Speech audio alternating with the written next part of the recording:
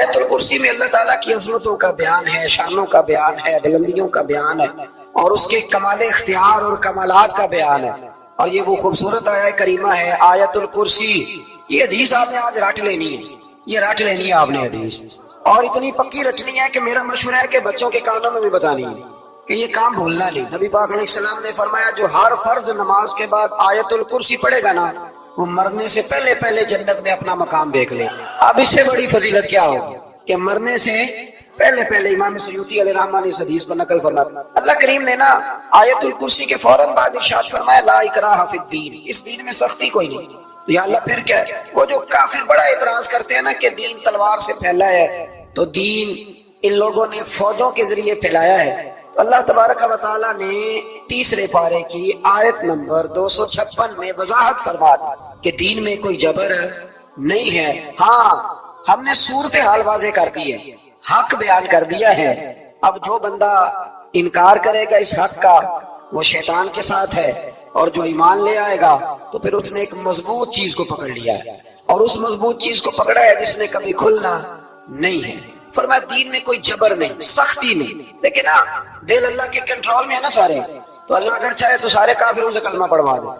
لیکن رب فرماتا ہے میں تمہیں حق بتاؤں گا، مان لو گے تو جنت ہے، نہ مانو گے تو جہنم ہے.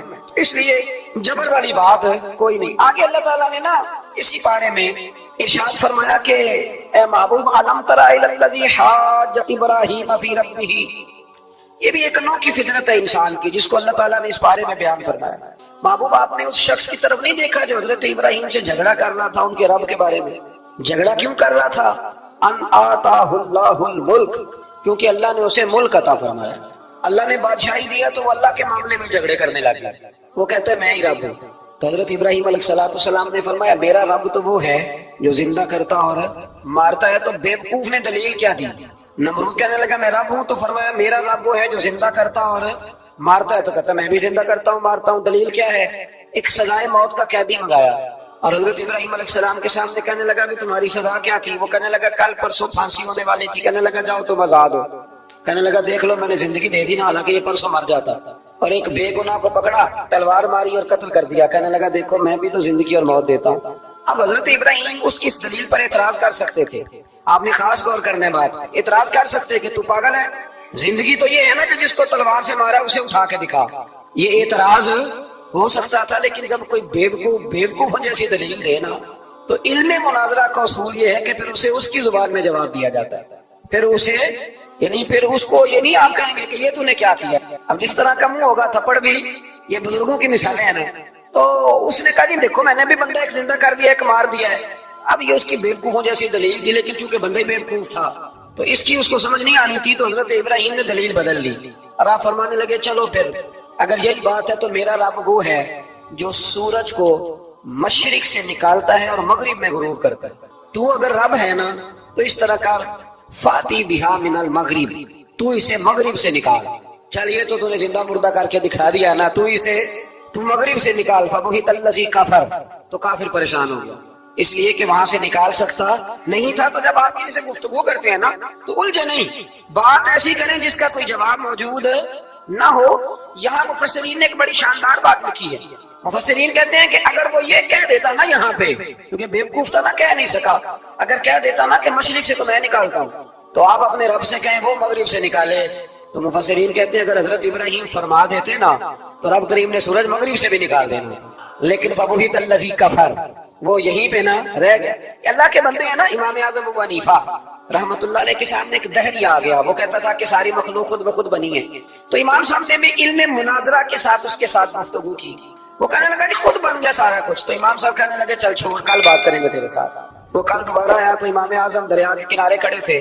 کہنے لگا امام صاحب بڑے پریشان کھڑے ہو. تو آپ فرمانے لگے پریشان اس لیے ہوں کہ میں نے عجیب ہی نظارہ دیکھا ہے. ابھی ایک درخت خود بخود کٹا ہے اور خود بخود اس کے تختے بن گئے، خود بخود رندہ چلا ہے، خود بخود کشتی بن گئی، خود بخود دریا میں اتری ہے، اور خود بخود کچھ بندوں کو ادھر لے کے آنے لگ گئی ہے، کچھ کو یہاں سے ادھر لے کے جانے لگ گئی ہے، سارا کچھ خود. وہ کہنے لگا حضور سیانے بیانے بندے ہیں. کبھی کشتی بھی خود بخود بنی ہے، کبھی بندے خود بخود ادھر سے ادھر بھی گئے ہیں. آپ فرمانے لگے کشتی خود بخود نہیں بن سکتی تو اتنی بڑی کائنات خود بخود کیسے بن گئی؟ اور اگر بندے ادھر سے ادھر خود بخود نہیں آ سکتے تو تو بتا یہ سورج چاند خود بخود ادھر سے ادھر کیسے روز چلے جاتے ہیں؟ تھوڑی دیر چپ رہا، پھر آ کے امام اعظم کے ہاتھ چومے اور کہنے لگا آپ نے تو کمال کر دیا، میرا ذہن صاف ہو گیا، مجھے کلمہ پڑھائے، میں بھی مدینے والے محبوب کا غلام بن جاتا۔ تو پکی دلیلوں کے ساتھ گفتگو کرتے ہیں قرآن پاک، پکی دلیلیں۔ یہ آیت سبق یہ دیتی ہے کہ آپ کسی سے بات کریں تو اب چونکہ سپارہ لمبا ہے بات رہ نہ جائے، پر یہ مضمون اتنا شاندار ہے کہ میرا یہاں رکنے کو دل کرتا ہے۔ وہ ہمارا نظریہ یہ ہے کہ امام کے پیچھے سورۃ فاتحہ نہیں پڑھنی، اگرچہ جو پڑھتے ہیں اس پر کوئی سخت فتویٰ نہیں ہم دیتے ہیں، بعض آئمہ پڑھتے ہیں، لیکن سمجھانے کے لیے امام اعظم ابو حنیفہ رحمۃ اللہ علیہ کی رائے ہے کہ امام کے پیچھے سورۃ فاتحہ نہیں پڑھنی۔ ہمارے پاس دلیل ہے، قرآن کہتا ہے جب قرآن پڑھا جائے تو خاموشی سے سنو، اور حضور کا فرمان موجود ہے مصنف ابن ابی شیبہ میں کہ امام کی قرات ہی مقتدی کی قرات ہے۔ بزرگ کہتے ہیں کہ دلیل اس طرح کی دو کہ سامنے والے کے ذہن تک بات پوری اتر جائے، آپ اسے سمجھا پائیں۔ امام صاحب نے جب یہ بات ارشاد فرمائی تو کچھ لوگ آپ سے مناظرہ کرنے آ گئے، 15-20 لوگ تھے، ایک ادھر سے بولتا پڑھنی چاہیے سورت امام کے پیچھے، ایک ادھر سے بولتا پڑھنی چاہیے، ایک ادھر سے بولتا۔ تو امام اعظم ابو حنیفہ فرمانے لگے تم سارے پڑھے لکھے لوگ ہو، یہ گفتگو کا طریقہ ہے؟ اس طرح بات کرتے ہیں کسی کے سامنے؟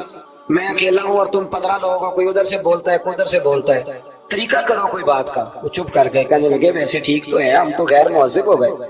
امام صاحب کہنے لگے ایک بندے کو منتخب کرو، وہ میرے سامنے آئے۔ انہوں نے ایک بندہ منتخب کر لیا، وہ کہنے لگا جناب یہ ہمارا نمائندہ ہے، یہ اگر جیت گیا تو ہم سارے جیت گئے، یہ اگر ہار گیا تو ہم سارے۔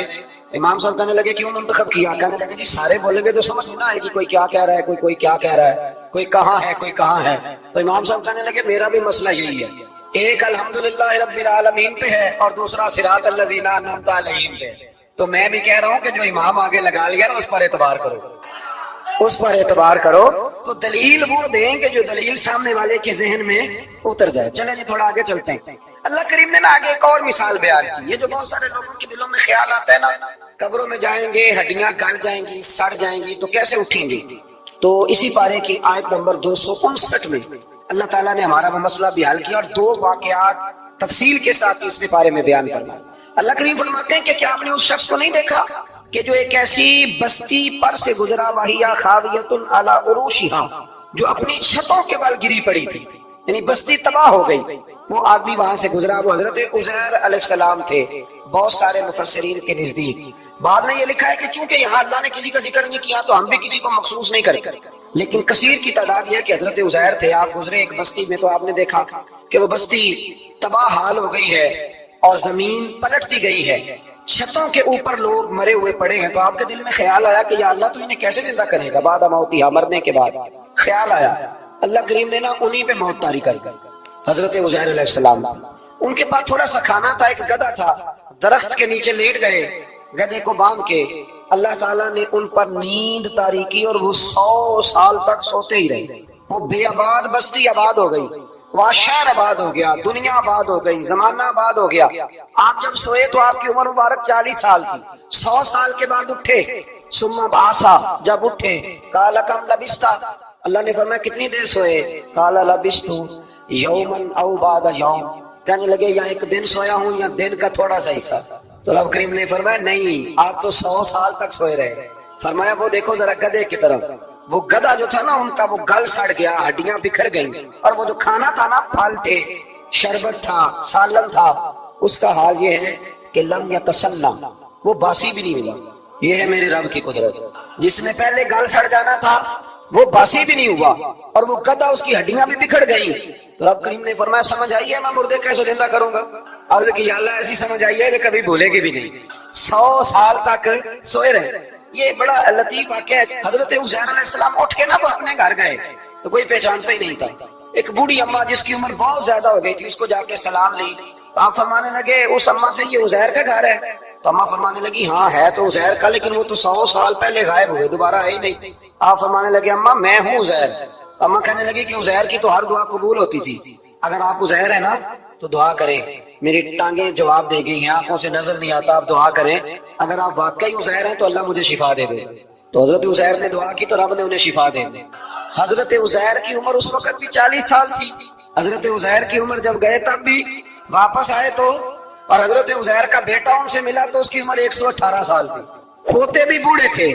لوگوں نے حضرت عزیر علیہ السلام سے کہا یہ کیا ہے؟ فرمانے لگے یہ میرے اللہ کی قدرت ہے، یہ میرے رب کی قدرت ہے. آج بھی آپ دیکھ لیں کہ کچھ لوگوں کے بال ساری زندگی سفید نہیں ہوتے، اور کچھ 17 سال کے 16 سال کے نوجوان ہیں تو سارا سال ان کا سفید ہو جاتا ہے. علامات وہ آ جاتی ہیں جو بوڑھوں میں ہوتی ہیں. اللہ تبارک و تعالیٰ نے فرمایا کہ یہ ہماری قدرت ہے. اس طرح کر کے ہم مردوں کو زندہ کریں گے. جب مومن قبروں سے اٹھیں گے نا، مومن آنکھ کھلے گی تو کہیں گے سویرا ہو گیا، جیسے ابھی سوئے تھے نا، کہیں گے دن چڑھ گئے. تو اللہ فرمائے گے ہاں دن بھی چڑھ گیا ہے، اور رب رسول کے دیدار کا نظارہ بھی تمہیں دیا جائے گا. اٹھو، بڑی شاندار صبح ہوئی ہے. اور کافر جب اٹھے گا تو کہے گا اوہو اب میرے لیے کیا نئی سزا ہے. تو اس سے بالکل آگے متصل حضرت ابراہیم علیہ السلام کا وہ واقعہ اسی بارے میں ذکر کیا گیا ہے. جب حضرت ابراہیم علیہ السلام نے کہا تھا کہ اے اللہ مجھے دکھا تو مردے کیسے زندہ کرے گا، تو رب کریم نے فرمایا یقین نہیں. عرض کیا اللہ اطمینان قلبی کے لیے. ایک علم الیقین ہوتا ہے، ایک عین الیقین ہوتا ہے، ایک حق الیقین ہوتا ہے. کہ یا اللہ میں اطمینان قلبی کے لیے. تو اللہ نے فرمایا 4 پرندے لے لو. حضرت ابراہیم علیہ السلام نے 4 پرندے لیے. اس نے لکھا ہے کوا تھا، مور تھا، مرغی تھی، کبوتر تھا، مختلف نام آئے. وہ 4 پرندے لیے، پھر ان کو ذبح کیا، پھر ان کا قیمہ بنایا، پھر گوشت ایک دوسرے میں مکس کیا، پھر 4 مختلف پہاڑیوں پہ رکھا. اللہ نے فرمایا مکس ہو گیا نا آپس میں، اب تم آواز دو. حضرت ابراہیم نے آواز دی اور رب نے زندگی دی. اور وہ پرندے اپنی ٹانگوں پر چلتے ہوئے حضرت ابراہیم کے پاس آ کے کھڑے ہوئے. تو فرمایا ابراہیم جس طرح ان کو زندہ کیا نا، اسی طرح پھر قبروں سے میں ہڈیاں بھی زندہ کر کے نکال دوں.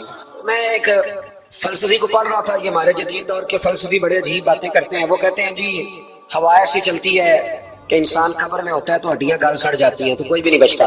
اور پھر آپ کہتے ہیں کہ کچھ کو عذاب ہوتا ہے کچھ کو ثواب ہوتا ہے. تو قبر کے اندر جب مردے چلے گئے تو آپ یہ بھی کہتے ہیں بعض لوگ ایک ایک قبر سے 70 اٹھیں گے تو ایک کو عذاب ہو رہا ہے ایک کو ثواب ہو رہا ہے. یہ کیا ماجرا ہے؟ ہمارے بزرگوں نے جواب دیا ہے. ہمارے بزرگوں نے یہ جواب دیا ہے کہ یہ ہوائیں، یہ فضائیں، یہ ساری اللہ کی قدرت ہے. ایک بات ذہن میں رکھ لیں کہ یہ ہو نہیں سکتا کہ انسان پر مشکلات نہ آئیں. بہرحال مشکلات آئیں، یہ اچھوں پر بھی آتی ہے اور بروں پر بھی آتی ہے. صرف اتنا فرق ہوتا ہے کہ اچھوں پر آزمائش کے لیے آتی اور میرے جیسے گناہگاروں کے لیے بعضوں کا سزا بن کے. بہرحال آزمائش آتی، دکھ، تکلیف، بیماری، مصائب، پریشانیاں یہ انسان کے ساتھ ساتھ چلتی. اب ہوتا یہ ہے کہ ہم مختلف قسم کے رویے آزمائش کے وقت ان کا ہم اظہار کرتے ہیں. ہماری مختلف حالتیں ہو جاتی ہیں جب آزمائش آتی. صرف سمجھنے کی بات یہ ہے کہ آزمائش تو بہرحال آئے گی تو ہم نے کرنا کیا ہے.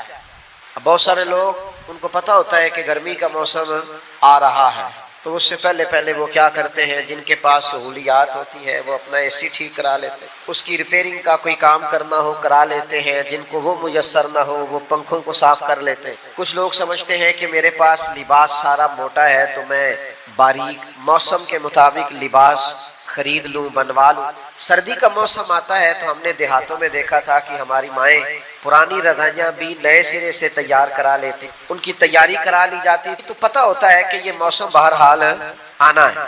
پھر حکومتیں بھی کچھ تدابیر کرتی ہیں، کچھ ویکسینیشنز ہوتی ہیں کہ یہ اس مرض کا اس موسم میں پھیلنے کا خطرہ ہے. تو کیا کیا جائے؟ تو کیا یہ جائے کہ اس موسم کے لیے اس بیماری کے پھیلنے کا خدشہ ہے تو اس کی یہ ویکسینیشن ہے، یہ وقت پر کرا لی جائے تاکہ انسان جب وہ بیماری آئے تو آنے سے پہلے اس کے پاس تدابیر موجود ہو.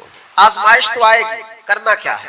سب سے پہلی بات یہ ہے کہ جب انسان پر آزمائش آئے تو اسے اپنے آپ کو کنٹرول کرنا ہے. واویلا نہیں کرنا، شور نہیں کرنا، ہاتھ پیر نہیں پھولنے چاہیے، بہت زیادہ انزائٹی ڈپریشن اسے نہیں ہونا چاہیے. اسے اپنے آپ کو کنٹرول کرنا ہے. باقی جو لوگ مدد کے لیے آئیں گے وہ بعد میں جو ڈاکٹر اس کے پاس آئے گا اس کو بھی فون جائے گا، وہ تیاری کرے گا، وہ نکلے گا، گاڑی نکالے گا، آنے میں ٹائم لگے گا. اس کے پاس اگر ریسکیو والی ٹیمیں آئیں گی تو وہ بھی ٹائم. سب سے پہلے اسے ذہنی طور پر مشکل کے آتے ہی اسے یہ دیکھنا چاہیے کہ میرا اپنا کنٹرول لیول کس طرح کا. اسے اپنے آپ کو بہت اعتماد میں رکھنا ہے، تحمل میں رکھنا. مشکل آ گئی ہے اب یہ فوراً نہیں جائے گی. ایک اصول سمجھ لیں کہ نبی پاک علیہ السلام نے فرمایا کہ صبر وہ ہے جو پہلے صدمے کے وقت کیا جاتا ہے. جو عین مصیبت جب آئے اس وقت جو لوگ صبر کرتے ہیں اس کو صبر کہا جاتا ہے. جس کو ہفتے کے بعد آیا وہ صبر نہیں، وہ تو زخم ہی ٹھیک ہو گیا. جس نے 1 مہینے